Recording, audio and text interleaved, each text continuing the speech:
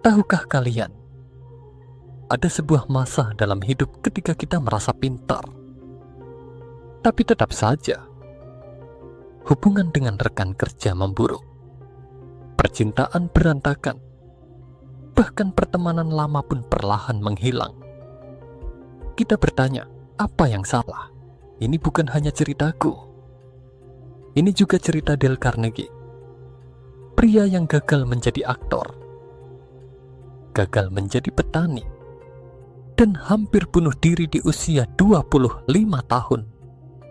Tapi dari jurang kegagalan, dia membangun warisan yang mengubah jutaan hidup, termasuk mungkin hidup Anda. Mari kita mundur ke tahun 1912. New York. Seorang pemuda kurus dengan kacamata bulat berdiri gemetar di depan 25 orang dewasa. Itu kelas public speaking pertamanya. Suaranya pecah, telapak tangan berkeringat. Tapi di sana, di ruangan pengap YMCA itu, lahir sebuah metode yang akan mengguncang dunia. Carnegie menyadari sesuatu. Peserta bukan ingin belajar pidato.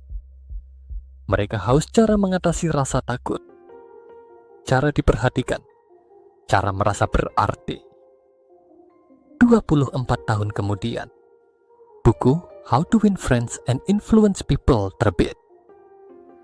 Dalam 2 bulan, 130.000 eksemplar ludes. Tapi ada rahasia yang tak tertulis di sampulnya.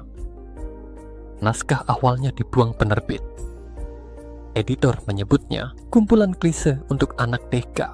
Carnegie nekat menyewa ballroom hotel, mengundang tokoh berpengaruh, dan membacakan naskah itu selama 3 jam. Hasilnya, standing ovation. Esok harinya, kontrak cetak ditandatangani. Ada fakta menarik. Prinsip utama Carnegie sebenarnya bukan tentang cara memanipulasi orang, melainkan cara menjadi manusia seutuhnya. Contoh nyata. Tahun 1943, seorang petani Texas marah besar. Perusahaan minyak membangun pipa di lahannya tanpa izin. Dia mengancam akan menembak siapapun yang mendekat. Manajer perusahaan mengirim bukan surat gugatan, tapi permintaan maaf. Ditutup dengan kalimat, "Kami benar-benar membutuhkan saran Anda." Karena hanya Anda yang paham tanah ini, petani itu akhirnya membantu mereka. Apa triknya? Prinsip keempat Carnegie, buat orang lain merasa penting. Dengan tulus. Tapi bagaimana dengan era digital sekarang? Apakah prinsip tahun 1936 masih relevan? Mari kita lihat penelitian Harvard tahun 2022. 67,8% konflik kerja terjadi karena kesalahan komunikasi, bukan kompetensi teknis. Contoh nyata dari Silicon Valley. Seorang engineer Google dipecat karena tak bisa bekerja tim. Dia jenius, tapi selalu meremehkan ide rekan.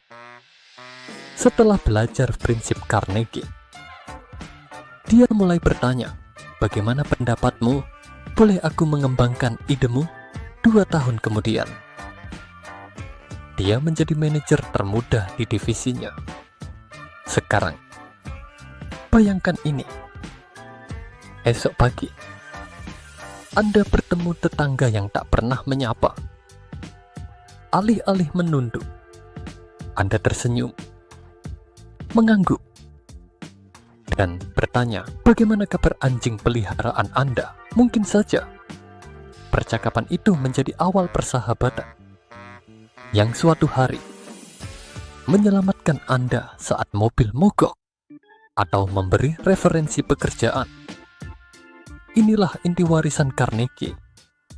Kesuksesan sejati bukan tentang seberapa banyak yang kita ambil, tapi seberapa tulus kita peduli.